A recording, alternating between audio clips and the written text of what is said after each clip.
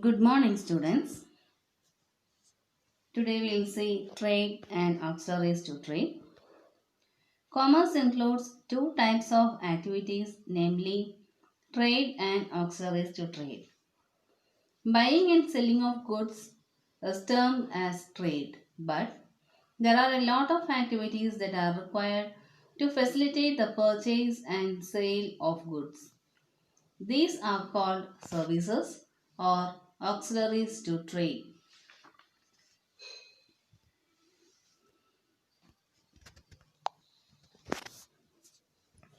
Trade is an essential part of commerce.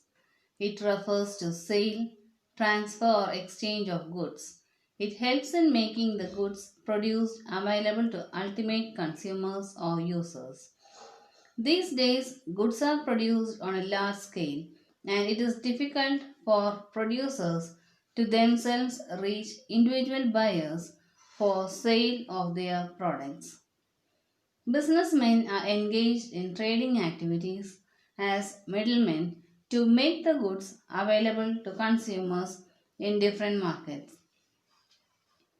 In the absence of trade, it would not be possible to undertake production activities on a large scale. Trade may be classified into two broad categories, internal and external. Internal or domestic or home trade is concerned with buying and selling of goods and services within the geographical boundaries of a country. This may be further divided into wholesale trade and retail trade. When goods are purchased and sold in bulk, it is known as wholesale trade. When goods are purchased and sold in comparatively smaller quantities for final consumption, it is referred to as retail trade. External or foreign trade consists of the exchange of goods and services between persons or organizations operating in two or more countries. If goods are purchased from another country, it is called import trade. If they are sold to other countries, it is known as export trade. When goods are imported for export to other countries, it is known as interport trade. Next, it is auxiliaries to trade. Activities which are meant for assisting trade are known as auxiliaries to trade. These activities are generally referred to as services because these are in the nature of facilitating the activities relating to industry and trade.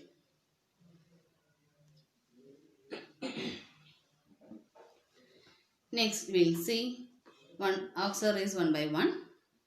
First one, it is transport and communication. Production of goods generally takes place in a particular location. For example, tea is produced in Assam, cotton in Gujarat, and so on. But these goods are required for consumption in different parts of the country. The obstacle of place is removed by transport through road, rail, or coastal shipping.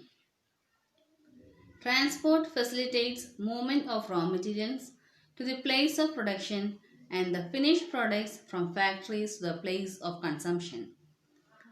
Along with the transport facility, there is also a need for communication facility so that producers, traders, and consumers may exchange information with one another.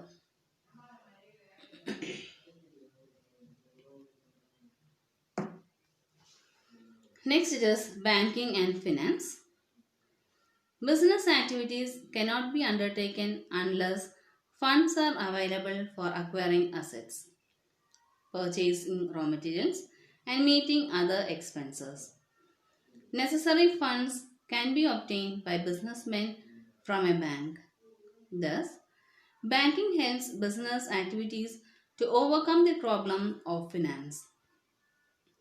Commercial banks generally lend money by providing overdraft and cash facilities, loans and advances, etc. Bank also undertake collection of check, remittance of fund to different places, discounting of bill and so on. Commercial bank also help the promoter of a company to raise capital from the public. Insurance. Business involves various types of risk. Factory building, machinery, furniture, etc. must be protected against fire, theft and other risks. Materials and goods held in stock or in transit are subject to the risk of loss or damage. Employees are also required to be protected against the risk of accident and occupational hazards. Insurance provides protection in all such cases. On payment of a nominal premium, the amount of loss or damage and compensation for injury, if any, can be recovered from the insurance company. Next, it is warehousing. Goods are not sold or consumed immediately after production. They are held in stock to make them available as and when required. Special arrangement must be made for storage of goods to prevent loss or damage. Warehousing helps business firms to overcome the problem of storage and facilitates the availability of goods when needed. Prices are thereby maintained at a reasonable level through continuous supply of goods. Advertising. Advertising is one of the most important method of promoting the sale of products, particularly consumer goods. Most of these goods are manufactured and supplied in the market by numerous firms, big or small. It is practically impossible for the producers and traders to contact each and every customer.